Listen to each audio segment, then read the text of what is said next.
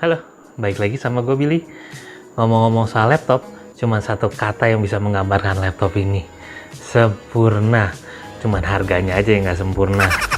Anyway, ini laptop Asus ROG Strix Car 15 G533ZX.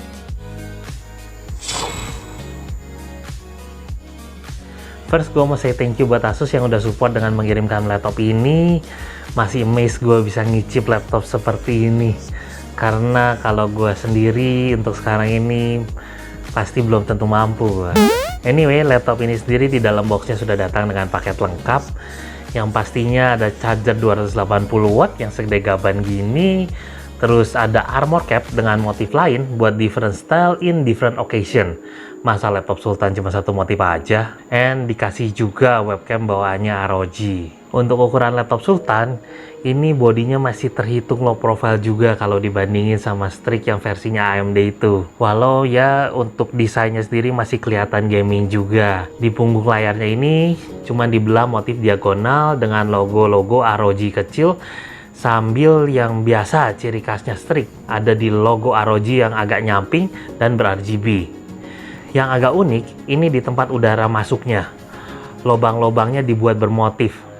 Dan seperti yang gue sebut tadi, di sini ada armor cap-nya yang bisa diganti-ganti supaya tampilannya bisa beda-beda. Di bagian bawahnya juga unik dan bertekstur, walau nggak terlalu warna-warni. Cukup simple aja, dan khasnya Strix ada lampu disco di depan dan sampingnya. Buat I/O portnya juga ini khasnya Strix banget, yang mana di sebelah kanannya cuman ada keystone aja yang gunanya buat nyimpen profile Armoury Crate dan buat membuka shadow drive. Jadi kalau nyimpen video yang unyu-unyu di sana tanpa keystone ini bakalan aman. Buat next I/O portnya di kiri ada dua USB Type A 3.2 Gen 1 dan combo audio jack. That's all. Sisanya di bagian pantatnya ada USB Type-C Thunderbolt 4 yang support DisplayPort dan USB 4 compatible. Ada lagi USB Type-C 3.2 Gen 2 yang support DisplayPort dan power delivery hingga 100 watt. Lalu HDMI 2.1, nextnya 2.5G RJ45 LAN port dan power cord. Gak lupa juga mention lubang exhaust di kiri yang didesain dengan motif unik seperti tulisan MMVI. Jadi keunikan motifnya laptop ini itu lebih tersirat dan bukan tersurat. Seperti yang ada di bagian bawah laptopnya juga. Dan ngomong-ngomong soal connectivity-nya, nggak lengkap kalau kita nggak ngomongin soal connectivity nirkabelnya juga. Yang mana dia sudah menggunakan Wi-Fi 6E, dual band, dan Bluetooth 5.2. Lengkap dengan fitur range boost. Lalu kita buka laptopnya yang udah pastinya di laptop level seperti ini mah sudah bisa dibuka dengan satu tangan. Dan langsung ketemu layarnya cakep abis, berukuran 15,6 inch IPS level dengan resolusi WQHD 2560x1440p, anti glare display, dan pastinya sudah sangat akurat karena ini sudah 100% DCI-P3. Memiliki refresh rate di 240Hz dan 3 millisecond response time. Memiliki fitur adaptive sync, MUX switch yang mana merupakan sebuah chip untuk langsung menyalurkan data visual dari GPU ke layarnya tanpa melalui CPU atau integrated GPU-nya. Jadi bisa memberikan performa grafis yang lebih baik lagi karena meminimalisir bottleneck dan sudah support Dolby Vision HDR. Sungguh layar yang mengagumkan dengan bezel tipis di kanan, kiri, atasnya karena ini masih belum memiliki built-in webcam. Namun ROG sudah menyiapkan sebuah webcam bawaan. Jadi ini kualitas gambar yang masuk melalui webcam bawaan yang ada di dalam paket penjualan. Ini merupakan ROGI, sebuah webcam beresolusi 1080p 60 fps. Webcam ini sendiri memang sudah mantap dengan spek seperti itu. Selain dari itu, dia ada fitur namanya Face Auto Exposure and Auto Focus. Jadi ya dia langsung mendeteksi mukanya di mana gitu dan memfokuskan ke situ. Selain dari itu, webcam ini sendiri memiliki dua mikrofon dan dia ada lampu indikator yang memberikan tanda berwarna putih saat webcamnya sendiri menyala dan memasukkan gambar. Selain dari itu, webcam ini sendiri punya fitur keamanan. Jadi kalau nggak digunakan, cabut aja USB-nya. Aman tuh, pasti nggak ada gambar yang masuk. Anyway, gambar ini sendiri kualitas gambarnya diambil di satu ruangan dengan pencahayaan standar. Ada dua lampu di atas Dan untuk webcamnya sendiri, dia desainnya cukup sleek, kecil juga, ringkas untuk dibawa kemana-mana. Tapi ya namanya webcam eksternal, kalau ditaruh di atas layar laptopnya sendiri pasti ada efek juga sih. Maksudnya jadi layarnya kemakan sedikit lah buat letak webcamnya itu. Nah, untuk paket bawaannya sendiri, webcamnya sendiri dilengkapi dengan kabel USB micro ke USB Type A, dan ada juga barang ini nih. Jadi webcamnya sendiri ini bisa ditaruh di atas sini, bisa ditaruh di meja, menggunakan ini atau tidak menggunakan ini pun bisa ditaruh di meja. Ya benar-benar dari segi desain sih dipikirin banget sama ROG. Lalu turun ke keyboard. Ini merupakan keyboard tanpa numpad dengan desain khasnya ROG Strix 15 inch yang memiliki dedicated button untuk suara, performa, dan Armoury Crates. Yang mana tombol ini juga bisa menjadi tombol makro yang bisa pastinya disetting di Armoury Crate. Lalu di sebelah kanannya ada dedicated media button dan tombol power juga yang tanpa capability fingerprint. Laptop ini juga memiliki desain unik di sebelah dalamnya dengan garis melintang diagonal sama seperti di punggung layarnya dengan logo-logo ROG dan plastik transparan Dove di sebelah sisinya. Unik karena samar-samar bagian dalamnya bisa terlihat jadi seperti motif, padahal asli jeroannya. Keyboardnya sendiri udah nyaman banget buat dipakai ngetik dan tidak menimbulkan suara juga. Ini merupakan keyboard dengan perki RGB dengan 3 tingkat kecerahan. Cakep banget. Trackpadnya sendiri cukup luas dan center to keyboard and also to body. Dan nyaman banget digunakan karena sudah menggunakan Windows Precision Driver yang sayangnya tidak memiliki tombol fisik untuk klik kanan dan kirinya. Di trackpad ini sendiri kalau menurut websitenya ada yang menunjukkan gambar digital numpad. Tapi sayangnya di unit ini nggak ada fitur itu. Walaupun buat gamer numpad sih ya nggak terlalu penting. Tapi kan nice to have aja. Apalagi kalau udah ukurannya laptop looks kayak begini ya. Dan kalau buat gue sendiri sih, gue lebih demen yang ada numpadnya gitu. Ya, somehow lebih praktikal aja gitu. G533 punya beberapa varian. Pas yang satu ini datang, bener-bener gue jaga baik-baik. Karena kalau sampai kenapa-kenapa, gue bisa auto miskin langsung. Karena dia harganya sendiri ada di 66 jutaan.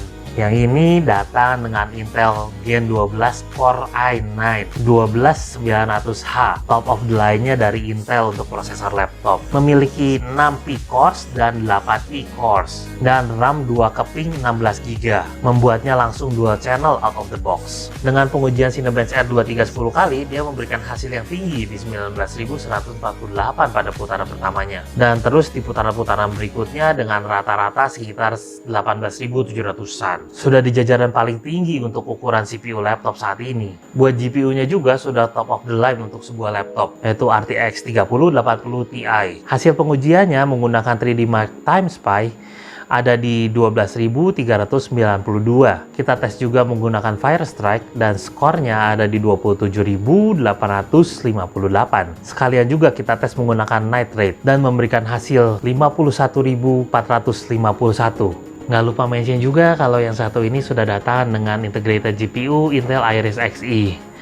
Dan dia pun sudah datang dengan SSD M.2 NVMe PCIe 4.0x4 dengan kapasitas 2 TB. Saat dites menggunakan Crystal Diskmark sebanyak 4 kali, hasilnya pun sangat mengagumkan. Di rata-rata 7.000-an untuk read-nya dan 5.100-an untuk write-nya.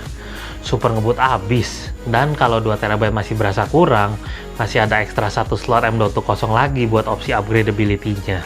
Buat coolingnya, dia pastinya sudah menggunakan Thermal Grizzly Liquid Metal Thermal Compound dan dilengkapi dengan 7 heat pipe, 2 kipas arc flow fans, dan 4 jalur pembuangan panas. Yang sayangnya saat full load, kipasnya ini cukup berisik, sampai bunyinya disangka sedang hujan di luar. Tapi tetap bisa dimaklumi, mengingat barang-barang yang perlu didinginkan di laptop ini merupakan barang-barang super juga. Walaupun suara kipasnya seperti itu, laptop ini juga menghasilkan suara yang benar-benar indah untuk ukuran sebuah laptop. Dia memiliki bukan 2, tapi 4 speaker yang sudah bersertifikasi Dolby Atmos, 2 speaker downfiring, dan 2 lagi di bawah layar yang menghadap ke user. Kalau dulu gue pernah bilang kualitas suaranya laptop Asus itu enak banget, yang ini enaknya tuh banget. Gak pernah gue denger kualitas suara seenak ini keluar dari sebuah laptop. Bassnya berasa, treble-nya berasa, mid-nya juga enak, pokoknya all around you lah. Buat dengerin musik, ini memang manjain telinga banget. Buat dengerin jazz dan blues kayak gitu juga feel-nya berasa banget.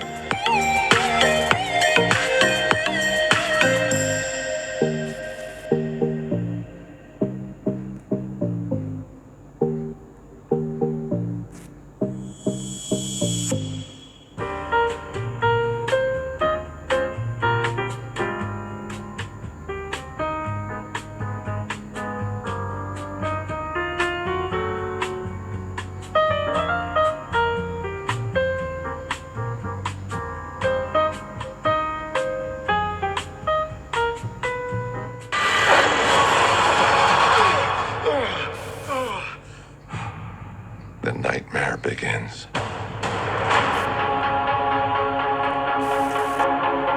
I did what I had to do to protect our world. You cannot control everything, Strange. Yang terakhir dari bagian dalamnya itu soal baterainya. Dia memiliki baterai dengan kapasitas 90 watt hour. Cuman walaupun dengan baterai yang sudah sebesar ini, kalau dipakai nonton YouTube dengan tingkat kecerahan 50%, cuman bertahan sekitar 1 jam 50 menit aja. Ya mungkin karena menggunakan mode performance juga sih. Semoga kalau di mode silent bisa lebih tahan lama ya. Tapi walaupun cepet habis, ngisinya pun juga cepet. Karena dalam waktu kurang dari 1 jam sudah terisi 90%. Dan buat sampai fully charge 100% perlu sekitar 1,5 jam aja. Dengan jeroan yang sudah super power kayak gini, kita bakalan ngelakuin semua pengujian di settingan yang mentok rata kanan. Ya kalau rata kanannya itu di high ya high, kalau di ultra ya ultra, kalau ekstrim ya ekstrim.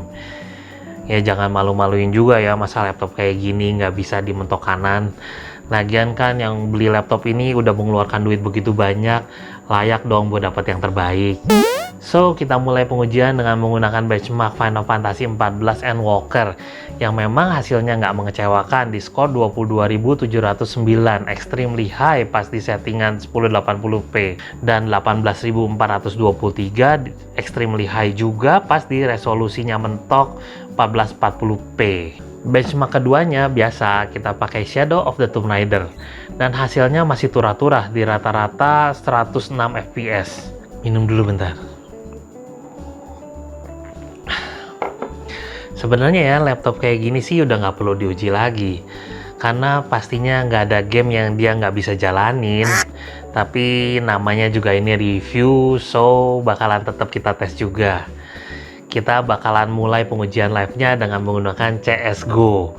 FPS-nya turah-turah di 180-an sampai 230-an. Dengan Dota 2, FPS-nya mentok di 120. Kalau bisa lebih sih, pasti lebih dah ini. Dengan Final Fantasy 15, FPS-nya ada di 70 sampai 80-an terus. Malah scene tertentu bisa sampai ratusan FPS. Genshin Impact udah nggak perlu ditanya lagi, mentok di 60 karena memang limitnya segitu. Berikutnya, game yang lagi ngetren, Valorant, malah gila banget FPS-nya, bisa dari 180-an sampai 260-an. Berikutnya kita tes menggunakan game yang lebih menantang, yaitu Metro Exodus. FPS-nya pun masih di 70-an sampai 110-an. Nggak ada masalah lah dengan game ini. Settingannya pun sudah di ekstrim loh ini. Terakhir kita tes menggunakan game Control. FPS-nya pun di 70-an sampai 110-an. Nggak ada masalah juga. Karena laptop ini pun pasti cocok digunakan untuk content creation, jadi kita tes juga pakai Filmora 9 buat render video 8 menit 44 detik. Dan hasilnya cuma perlu waktu 6 menit 4 detik saja loh. Buat pemanisnya, laptop ini sudah datang dengan Windows 11 dan Office Home and Student. Dan yang pastinya software bawaannya itu Armoury Crate. Bisa untuk memantau resources usage, ubah mode, overclocking CPU-GPU-nya, customize makro, kontrol untuk AI noise cancelling 2 arah dari mic maupun dari speakernya, dan masih banyak lagi. Sampai yang pastinya juga dong Aura Sync yang lengkap dengan Aura Wallpaper juga, biar bisa sama-sama gemerlap luar dalam. Dikasih juga software Dolby Access untuk mengatur audio dan visualnya. Dan yang terakhir software MyAsus buat mantau hardware DLL sampai ubah settingan baterai supaya lebih awet. Terakhir, buat nyimpulin ini laptop cukup dengan satu kalimat. Saya nggak ada lawan, sempurna dan serba bisa. Tapi dengan catatan buat kalian yang duitnya udah tura-tura ya. Kalau masih yang standar-standar aja, apalagi yang masih minta sama orang tua, kecuali orang tua kalian itu sultan, mendingan nggak usah mikirin ini laptop. Daripada ntar kayak gua, mupeng doang. Tapi kalau memang kalian mampu dan berencana beli ini laptop, pokoknya nggak bakal nyesel dah. So, sekian aja review dari Geek untuk laptop Asus ROG G533ZX ini. Kalau suka dengan video ini boleh kasih like, untuk dukungannya tolong di subscribe, untuk saran dan komentar boleh tulis di kolom komentar bawah. Dengan gue Billy, sampai ketemu di video berikutnya. Bye-bye, ciao!